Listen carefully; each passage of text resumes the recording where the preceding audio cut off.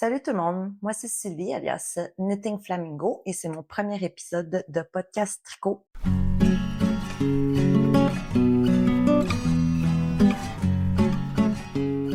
Donc, vous pouvez me trouver sur Instagram à Knitting Flamingo et sur Ravelry, c'est Funky Flam. Donc, enchantée, c'est ma première fois, comme je vous dis, j'ai jamais fait ça avant, mais ça fait très longtemps que ça me travaille. Je suis une très grande consommatrice de podcasts tricot. J'adore ça, j'écoute tout le temps ça. Je fais la vaisselle, j'en écoute. Je fais des tâches, j'en écoute. Je tricote, j'en écoute. Si vous avez un podcast québécois, c'est sûr que je vous suis, à moins que vous soyez très bien caché. Je suis aussi beaucoup de gens de l'Europe, puis France et un peu partout. Donc, c'est quelque chose que j'apprécie énormément. Puis, comme on entend souvent dire, j'ai pas énormément de personnes avec qui parler de tricot. Donc, ça va me faire plaisir de pouvoir en parler avec vous. Vous allez voir que je vais regarder mes notes. Je vais faire de mon mieux. Je sais même pas si je regarde tout le temps au bon endroit quand je filme et j'espère avoir su trouver la bonne luminosité à prendre alors qu'à Montréal aujourd'hui, alors qu'il est 15 heures, il fait très, très gris aujourd'hui. C'est l'hiver. On est en janvier, c'est normal. Mais là, il y a une belle petite neige qui commence à tomber, donc c'est beaucoup moins tristounet que le gris.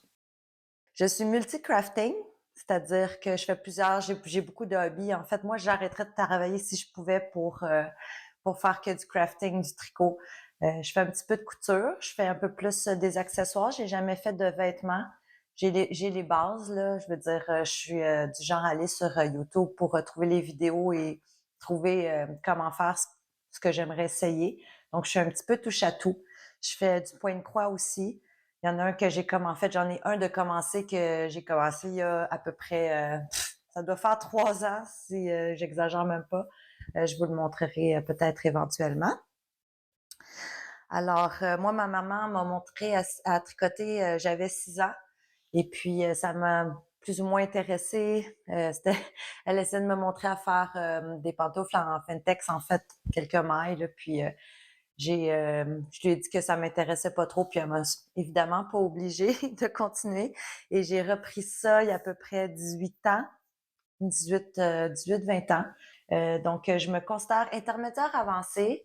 J'ai jamais osé, mettons, j'oserais pas designer un tricot, là, me faire un propre patron, à part peut-être des chaussettes, j'oserais, là. Ça, j'ai pas d'enfant, j'ai quand même beaucoup de temps tricot, mais j'ai aussi une vie sociale, un travail à temps plein, et ainsi de suite. Donc, je me suis remise au tricot il y a du temps. Puis quand je vous dis que je suis intermédiaire avancée, c'est il y a plein de choses que j'ai pas essayé, comme le stick, j'ai jamais essayé ce qui est de couper là, un tricot en rond pour l'ouvrir. Là. Ça, je l'ai jamais fait. Mais je pense que je suis quand même sur mon spot au tricot. C'est-à-dire que, tu sais, j'ose un peu plus qu'avant, je me fais un peu plus confiance. Je suis capable de laisser une erreur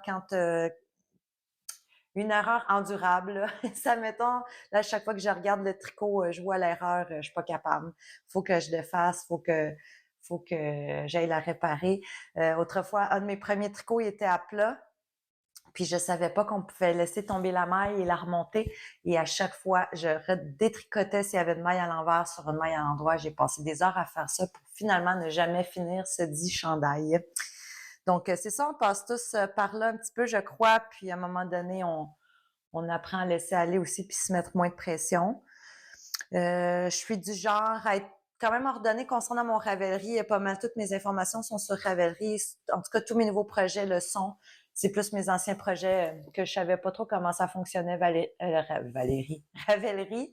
Donc, j'ai pas toujours les indications. Bref, je suis du genre à... Des fois, je pète une bulle, puis ça y est, je me mets à remplir mon stage Ravelry, puis à tout indexer ma laine, des laines que j'ai pas d'étiquette, je mesure, voilà la longueur, puis c'est ça. Des fois, je pogne un trip. Je trouve ça le fun quand on peut se faire proposer de la laine qu'on a enregistrée dans notre stash pour certains patrons qui nous intéressent, qu'on regarde. C'est le fun de s'en faire proposer. Et je tricote en continental. Je sais tricoter de l'autre façon, mais j'ai appris en continental, fait que pour moi, c'est un peu plus facile et je tricote même plus rapidement, comme sans regarder, là, pour moi, c'est plus facile maille envers qu'en droit même. Par contre, je suis capable de tricoter des deux façons en même temps. Si je fais du jacquard, je vais tenir un fil dans une main et l'autre couleur dans l'autre, puis je vais être capable de faire les deux méthodes. Des fois, je vais changer pour l'autre méthode qui est continentale quand j'ai mal au poignet ou aux mains, juste pour me donner un petit break, mais des fois, ça me dérange un peu de voir le changement de tension, même si ça pourrait se replacer. Donc, c'est ça. Je suis multi-projet modéré, je dirais. J'aime bien avoir un projet un peu plus complexe puis un projet un petit peu plus simple. J'ai tout le temps, pas mal tout le temps, une paire de chaussettes sur mes aiguilles, peu importe. Je pense que le plus de projets que j'ai eu en même temps, c'était 4. Puis à un moment donné, je veux terminer un projet, fait que je vais me mettre mon autre projet sur un, puis je vais donner un coup pour avancer. Donc, c'est ça, j'aime ça avoir un peu plus complexe, puis sans cerveau, no-brainer. C'est ça pour le blabla. Il va se m'en avoir d'autres au cours de l'épisode, puis c'est ça. Donc, ce que je porte, c'est le Brain Sweater. Il est de Fibertel et je l'ai tricoté dans la laine Les Moutons de Richard. Alors, les Moutons de Richard, c'est une petite ferme à Sainte-Justine de Newton, en Montérégie. Les messieurs sont super gentils. Ils ne vendent pas en ligne. Je les trouve souvent en marché d'artisans. Donc, les marchés de Noël et ces choses-là. À Montréal, on a au quartier des spectacles. Puis, je pense que les autres, c'est plus au marché Atwater. Je crois qu'il y a possibilité d'aller visiter leur ferme et d'acheter la laine sur place. Donc, je remonte l'étiquette à nouveau. C'est une laine qui devient de plus en plus douce et plus flexible au fur et à mesure qu'on la porte. Elle est vraiment agréable, elle est très chaude. Aujourd'hui, c'est limite pas assez froid, mais en fait, il faut dire que je chauffe chez moi. Là, il fait seulement 2 degrés aujourd'hui. C'est pas très froid pour Montréal. Donc, j'ai dû baisser un peu le chauffage pour pouvoir porter le chandail pour le podcast. Je vous donne le détail. Ça se tricote en 5 mm pour le corps, 4,5 mm pour les côtes et en 8 mm, attention, pour le herringbone stitch, qui est le point qu'il y a sur l'épaule. Donc, ce que j'ai compris, c'est que la largeur de l'aiguille, là, le 8 mm, ça sert à faire la largeur du V qui est de côté comme ça, là. Donc, j'ai pas beaucoup aimé tricoter ce point-là. Je tricote celle-là, j'ai tricoté en aiguille de métal, les Chiaogu. Puis je trouvais que ça glissait souvent. Puis de la façon qu'on fait ce point, c'est que tu tricotes deux mailles ensemble, je crois, par le brin arrière, là, pour ce qui est des mailles devant. Et en retirant la maille, tu laisses tomber seulement un des fils, en garder l'autre sur l'aiguille, et tu continues ainsi de suite. Et ça fait ce motif-là, ici, que j'aime beaucoup. Je le trouve très, très beau, même si j'ai pas beaucoup aimé le tricoter. Mes modifications, c'est que le chandail original a seulement une couleur. Moi, je l'ai fait 2 couleurs.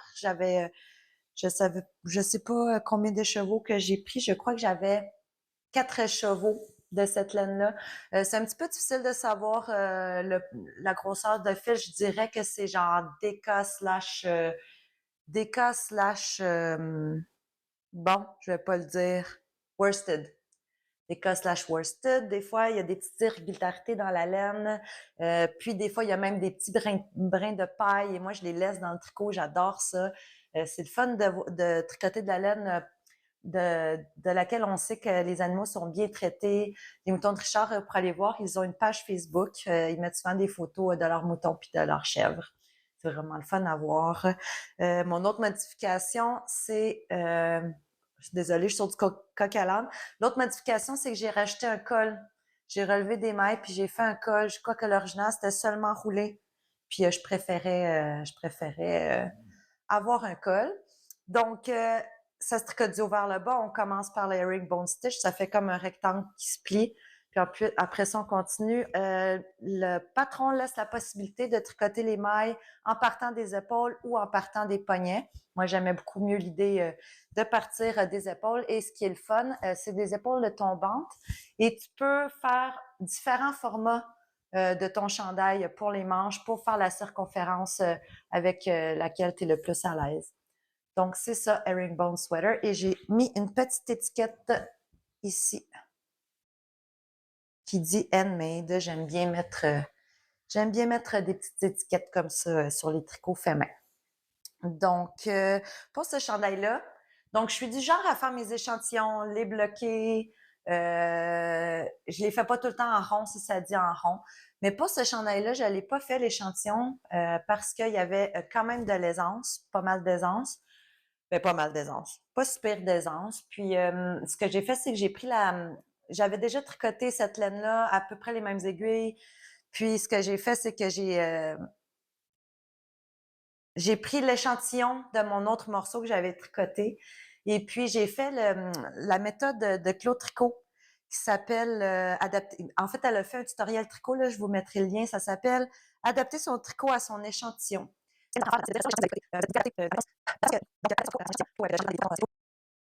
Non, c'est pas ça.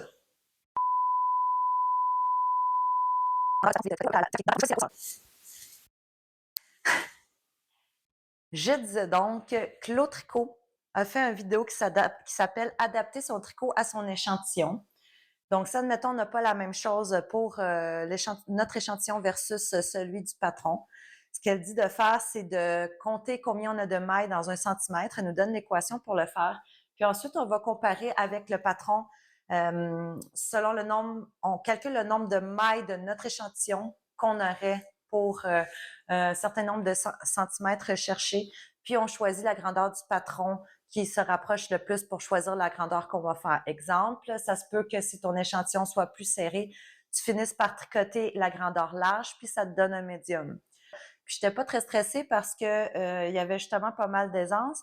Et là, en ce moment, j'ai tendance à tricoter plus large que ce que je ferais normalement parce que même si je fais mon échantillon, puisque quand le chandail est porté, puis quand il y a le poids du tricot.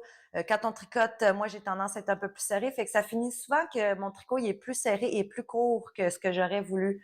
Puis il y a certains tricots que je porte pas à cause de ça. Puis que je me dis que je vais allonger, puis finalement, tu sais, ces choses, des choses comme ça, où finalement, tu le fais pas nécessairement. Ou je vais péter une bulle, pareil comme pour des histoires de stage sur Ravelry, puis je vais finir par le faire. Mais j'essaie de pas trop m'obliger, puisque le tricot doit rester un passe-temps. Puis on sait que c'est pas tout le temps facile, puis que c'est pas tout le temps reposant, là, contrairement à ce que certaines personnes peuvent penser. Donc, c'est ça. Ça, c'était pour mon brain sweater. Donc, j'avais-tu autre chose à dire par rapport à ce chandail? Ah oui, pour les manches, j'ai aussi modifié le nombre de diminutions. J'ai des très petits poignets. Donc, quand je suivais le patron, ça finissait que je trouvais que le poignet était beaucoup trop large. Donc, ce que j'ai fait, c'est que j'ai tricoté une manche, j'ai laissé les mailles en attente, puis j'ai bloqué la manche. Puis après ça, c'est ça. Donc, si on fait pas d'échantillon, il faut aussi accepter de, des fois, s'arrêter, bloquer pour voir si c'est la longueur qu'on veut. Comme tout le monde, je préférerais toujours commencer mon patron tout de suite, mais en général, je fais l'échantillon. J'ai envie un jour de peut-être détricoter mes échantillons. Là, j'ai comme un panneau avec mes échantillons.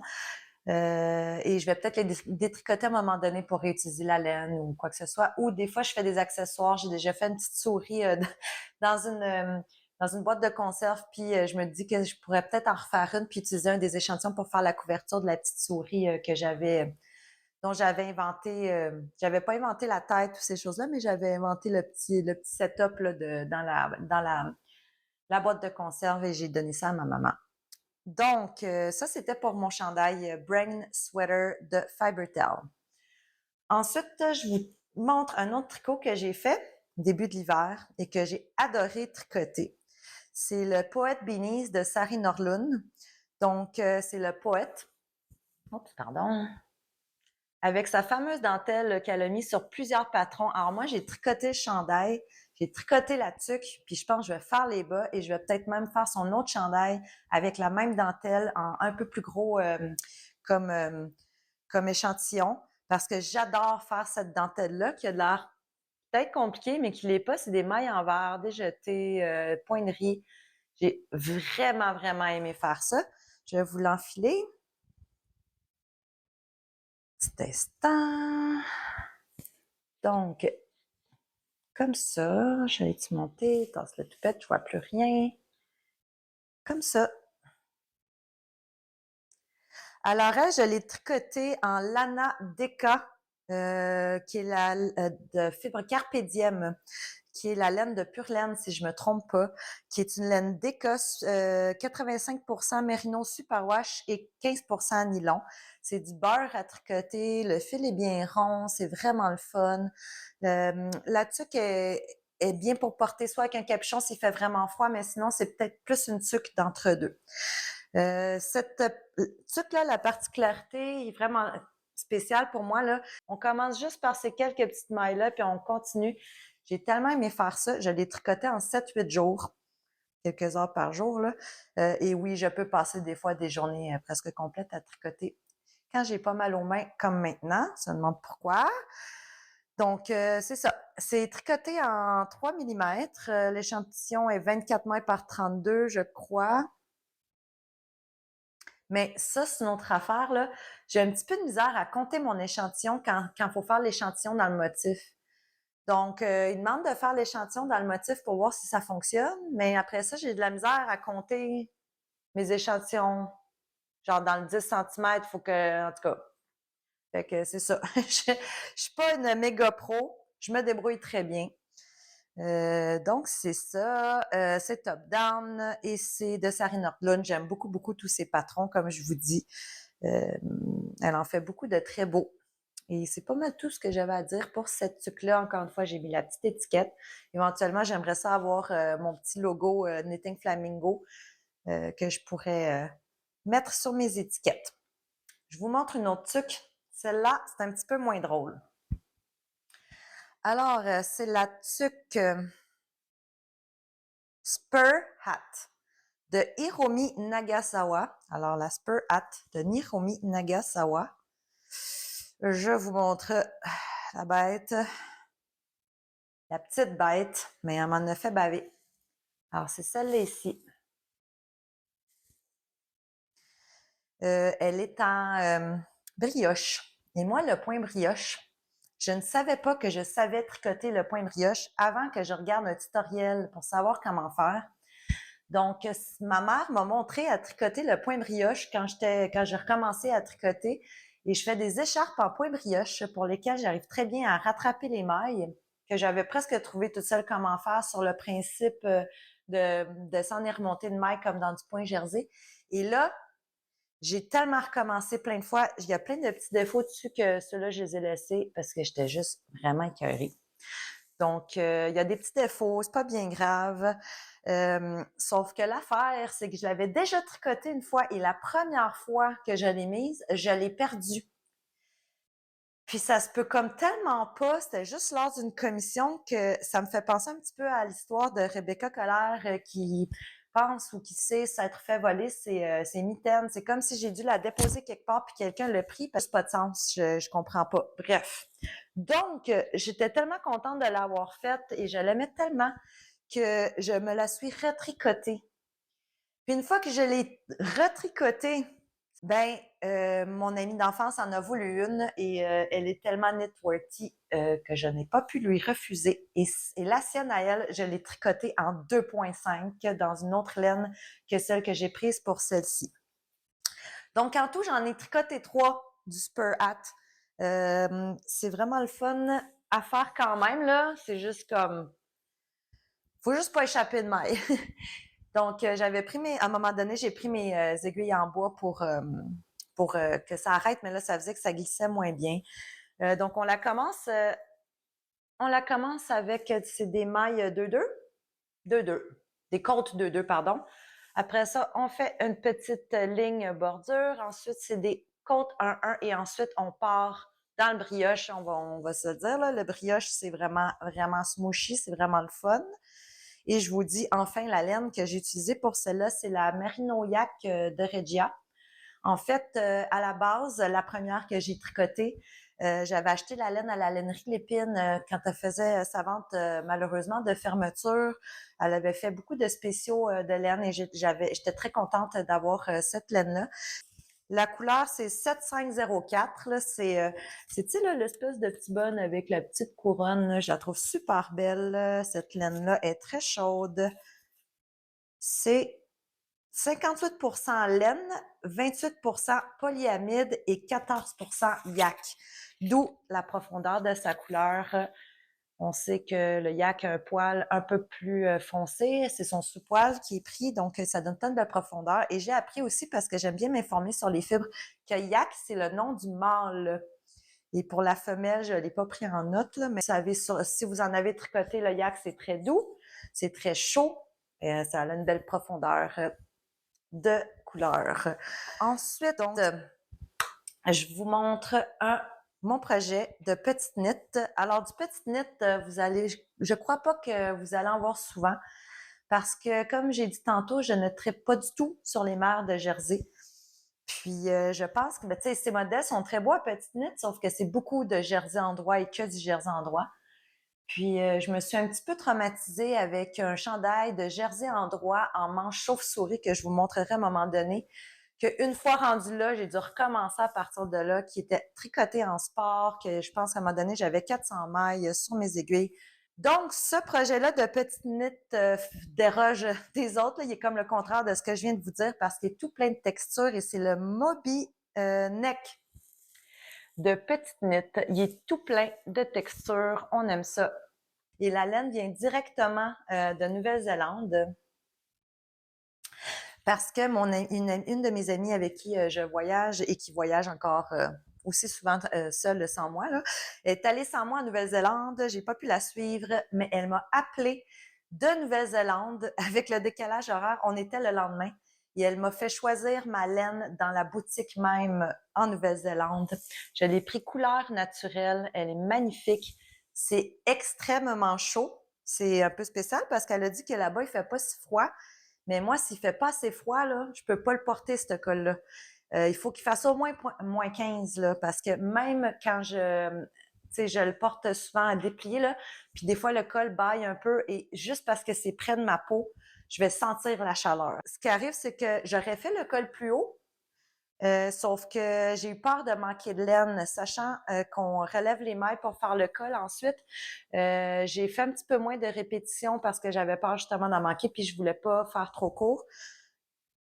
Puis c'est ça, ça fait que quand c'est plié, il est un petit peu trop court. Donc c'est 70% laine, ils disent pas vraiment quoi, là.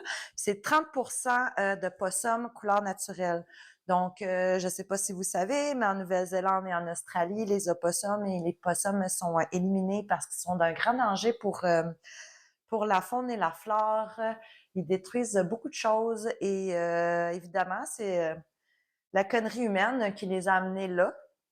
Donc, c'est ça. Fait que moi, je suis folle des animaux. Je les aime plus que certains humains, pas mal d'humains. Puis, je suis incapable de les voir souffrir et tout. Donc, j'étais quand même contente de voir que ça dit que c'est de possum recyclé. Je vous ai dit tantôt que ça faisait longtemps que je procrastinais de faire mon podcast. C'est au point que quand j'ai commencé à l'écrire, c'était l'Halloween. Puis j'avais dans l'idée de vous montrer une petite citrouille que j'ai faite, puis je vais vous la montrer quand même si on vient juste de passer Nouvel An. Donc, c'est celle-ci ici, avec son petit spring. Donc, la citrouille, j'ai fini par vouloir en faire à force d'écouter les péripéties d'une belette. C'est Lucie qui, elle, avait pris le patron dans le topo de Sophie Dauphile de la Ruche. Je vais vous mettre le lien. Donc, c'est évidemment des restes. Alors, mais pas n'importe quel reste, parce que ça, c'est la Aries de bleu poussière couleur moss, donc mousse. Ça, donc, dans le fond, c'est celle-là qui est plus fancy pour moi, cette laine-là. Ceci dit, j'ai aucun problème à tricoter de la laine commerciale. Des fois, pour le prix, c'est plus facile. Mais on a un bassin de teinturiers exceptionnel là, au Québec. Puis, c'est important de les encourager. Je le fais de temps en temps. Des fois, je me gâte avec une laine. Je suis quand même bonne pour tricoter mon stash. Tu sais, si j'ai acheté la laine, c'est que je voulais vraiment la tricoter. J'ai aucune opinion sur ceux qui aiment collectionner la laine. Ils peuvent le faire. Moi, j'adore m'asseoir devant mon petit setup, mon petit stash qui est assez modéré, mais qu'il y en a quand même. Là, j'ai un bon petit stash, mais j'ai pas un magasin. Puis souvent, je vais me choisir un patron, puis avec la laine, puis au pire, je vais acheter pour compléter. Mais quand je peux me le permettre, j'aime bien avoir une autre belle laine, mais c'est ça. De la laine acrylique, je vais en tricoter plus quand je tricote pour les sans-abri. C'est arrivé avec ma marraine et ma mère. On avait créé la page qui s'appelle Les Mailles contrariées sur Facebook. Et 3 ans de suite, on a offert plus de 130 morceaux ou 150 morceaux à la Mission Old Brewery où il les distribuait aux sans-abri. Bref, donc des fois, je tricote de l'acrylique et là, ça fait quelques années qu'on l'a pas fait, mais il faudrait peut-être que je relance ça. Donc, c'est ça, je me suis basée. Donc, je vous disais, Mylène, celle-ci, j'ai plus l'étiquette, sauf que c'est de la genre Berroco Vintage, tu savais, là, quand il y a comme 2 couleurs, là, ça, c'est orangé avec un petit fil jaune aussi. La brune, je ne sais plus. Je ne sais plus la brune. Fait que c'est vraiment le fun à faire. On tricote comme un tube. Ça, j'y ai fait petite queue en bas aussi, là. Je sais pas comment qu'on appelle ça ici. Puis après ça, on bourre, puis on serre avec des fils qu'on passe bord en bord. J'ai beaucoup aimé ça. C'est ma petite citrouille d'Halloween que je vais offrir. Je dis pas à qui, mais ça sera plus pendant toute la saison, mais je sais que la personne va l'apprécier. Donc, c'est ça. Je vais pas vous montrer tous les projets que j'ai de finis, là. J'en ai plusieurs, là. Si je fais d'autres épisodes, ben, j'aime quand je ferai d'autres épisodes parce que j'ai bien l'intention d'en refaire, surtout si jamais ça vous plaît. Je vais pouvoir vous montrer d'autres choses que j'avais faites. Maintenant, mes encours. Mes encours, j'ai le Gujo Sweater de IGO Knit. Alors là, attention, il est magnifique. Je t'ai dit que j'étais tannée là, des chandails serrés. Ben, bam! Regardez-moi ça, ce chandail-là, oversize. Il est vraiment, vraiment beau. Donc, ouais, j'imprime mes patrons, mais des fois, j'imprime seulement quelques pages du patron, puis tout en recto verso. Mais c'est parce que je prends des notes sur mes patrons. Puis des fois, je me dis que je vais me rappeler de quelque chose. On s'en rappelle jamais. Je me l'écris. Puis après ça, souvent, je vais aller l'écrire sur Ravelry. Bref, donc tantôt, je vous parlais de la lainerie de l'Épine qui n'est plus malheureusement. Elle avait fait une vente de sa laine vintage quand elle avait vidé ses sous-sols. Elle avait racheté de la boutique de quelqu'un, puis elle avait, il y avait plein de laine, puis il y en avait partout, partout sur les murs là, de la laine vintage. Donc j'ai acheté cette laine-là vraiment pas chère. C'est la laine de Schaffhaus Express. C'est 100% laine suisse. C'est rugueux, un peu stiff, mais moi j'adore les trucs vintage là. Quand même là, puis je suis une grande nostalgique dans la vie. Je trouve ça très très cool de prendre quelque chose qui serait plus utilisé puis de lui donner une vie en fait ou de lui redonner vie. Je suis beaucoup pour le upcycling, tu sais, recycler les choses, réparer les vêtements. Donc je vous la montre. Donc je vous l'ai dit, c'est 100% laine suisse. Elle a une couleur un peu bizarre, par exemple, mais elle m'a coûté comme 2 $ la pelote. Et c'est ça, le chandail, normalement, c'est un brin de laine, un brin de mohair. Et là, je le fais seulement avec ce brin de laine-là. J'arrive à l'échantillon. On commence par le col. Regardez comment c'est large. Et là, il a l'air un petit peu caca de nouveau-né. Il a l'air un petit peu couche de nouveau-né. Je ne sais pas si ça va bien me faire cette couleur-là. En vrai, elle est un petit peu plus caramel. J'aurais aimé ça qu'elle le soit encore davantage. C'est un Fisherman Rib, ce point-là. Donc, un rib comme ça. Ce qui arrive, c'est que ça se tricote, cela en 3 mm, 3,5 et 4,5. Et là, je suis avec le plus petit millimètre. Et oui, ça fait un ribbing comme ça, mais je ne sais pas si vous allez voir, ça fait un ribbing aussi dans ce sens-là. Puis je pense pas que c'est supposé faire ça. Puis quand je tire sur les mains, ça le stabilise. Ça me dérange pas tant que ça. C'est comme si de l'autre bord, il était plus joli, là. Mais tu sais, c'est qu'un rang sur deux, on tricote la maille en envers par le brin du dessous. Et en fait, c'est ça qui m'a donné mal aux mains, je crois. Mais puisque j'ai plusieurs passe-temps, j'ai fait un peu de couture, j'ai fait des puzzles. J'aime beaucoup m'occuper comme ça. J'ai hâte de l'avoir, là, ce chandail-là. C'est juste que quand je vais le recommencer, je vais probablement me mettre des limites de temps. Et je vous en montre un dernier en cours qui est les Limasoc de Polastric. Alors, je vous les montre. C'est pour mon copain. C'est sur des bloqueurs à bas vintage que j'ai trouvé dans une place où il y avait plein de vieux trucs et je crois qu'ils les faisaient sécher leurs chaussettes là, sur le bord du feu. Là. Puis c'est plus pour vous le montrer là, parce que je bloque pas nécessairement mes bas. Je fais tout le temps des talons doubles ou il y a un talon de Steven West que j'ai fait dans un des Mystery Call que j'ai beaucoup aimé faire. Mais celui-là, c'est vraiment cool comment que c'est. Regardez, c'est avec des augmentations et des diminutions. Je vais vous le montrer sur celui qui est en cours. Donc, on a la tige et ensuite, on se met à faire des augmentations. Vous voyez ici, là? Donc, après ça, on va faire les diminutions et ça ferme le pied. Et elle a un format que tu peux tricoter carrément le double puis plier la chaussette, sauf que mon chum n'aurait pas fait ça. Je les tricote en 2.25. J'aime beaucoup le tissu que ça fait des 2.25. Et je les tricote en madeleine. Alors, c'est le madeleine socket. Et c'est 75% de laine vierge et 25% de polyamide. Bon, j'aurais pu prendre celui qui n'a pas l'étiquette en plein dedans, là. Je l'ai-tu? J'en ai-tu une autre étiquette? Ça a l'air que non. Je l'ai pas. Bon, pas bien grave. Donc, Madeleine, ça dit parfaite pour les chaussettes. Et ça me fait rire parce que la couleur... En fait, la couleur, ça doit être un numéro, je sais pas, mais ça dit socket du comptable. Socket du comptable. Ça a l'air de ça, les couleurs d'un comptable.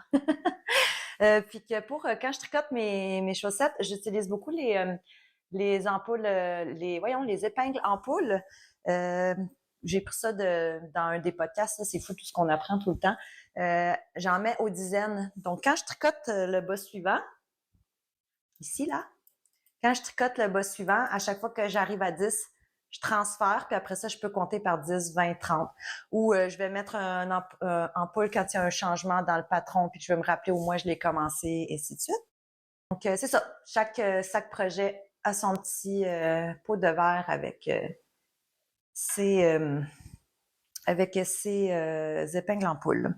C'est ça pour mes en cours. Donc, je vous remercie si vous m'avez suivi jusqu'au bout. Je vous invite à aller me suivre sur Instagram, je l'ai déjà dit, à me laisser un commentaire. Et si vous avez écouté jusqu'au bout, mettez-moi donc un petit émoticône de flamingo, de flamant rose pour me dire que vous avez été là. Donc, j'espère à très bientôt.